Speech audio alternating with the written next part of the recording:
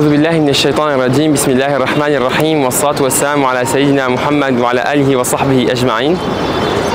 Alors je suis ici un peu devant l'emplacement où se situait le puits de Boudara.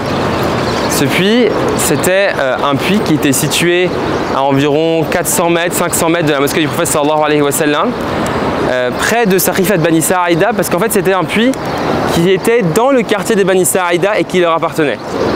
Ce puits, c'est un puits, donc il se situait en fait au niveau de cet hôtel qui est là, l'hôtel Mozambique actuellement. Et ce puits, il a une importance en fait dans le droit musulman, dans l'histoire du droit musulman, parce que c'est le puits à partir duquel les règles sur la pureté de l'eau ont été établies.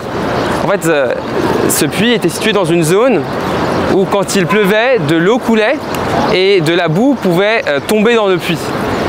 Et en fait, le prophète sallallahu alayhi wa sallam utilisait quand même cette eau pour les ablutions. Et il a donné une règle, il a dit que l'eau, le ma'ul kathir, quand l'eau est en abondance, eh bien rien ne peut la salir, rien ne peut lui enlever son impureté. Et c'est pour cette raison que les traditionalistes, les ulama du hadith, ont beaucoup cité ce hadith afin de permettre aux juristes musulmans de qualifier les catégories d'eau, les types d'eau et pouvoir estimer à partir de quand l'eau est toujours pure ou pas. Et il y a notamment le grand traditionnaliste At-Tirmidhi qui, quelques années avant sa mort, l'auteur des Sunan, quelques années avant sa mort, était venu à Médine et il était venu visiter le puits de Boudara qui était dans une sorte de petit verger, et il a mesuré avec précision le puits de Boudara et il a décrit ça dans son ouvrage les Sunan, vraiment avec une grande précision pour pouvoir estimer la quantité d'eau, le volume d'eau qu'il y avait dans le puits. Et il a demandé ce jour-là au gardien du verger si le puits avait été modifié depuis l'époque du prophète sallallahu alayhi wa sallam, et cet homme-là lui a garanti que non, en fait, que de sa connaissance du lieu, le puits était resté le même pendant plus d'une centaine d'années.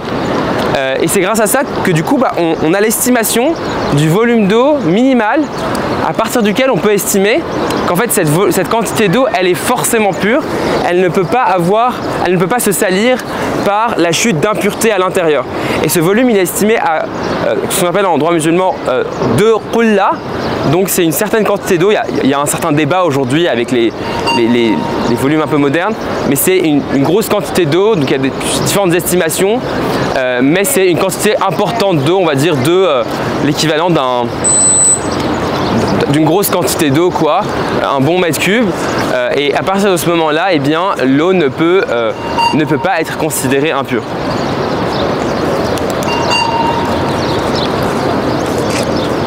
Ça n'a pas marché ?